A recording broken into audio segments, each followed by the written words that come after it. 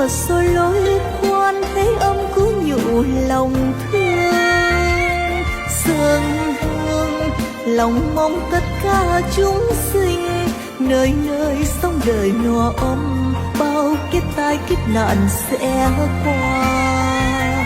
Cầu cho bình an đến khắp mọi nhà, cầu cho mưa gió thuận hòa, mang đến đất đời luôn tiếng cười câu ca.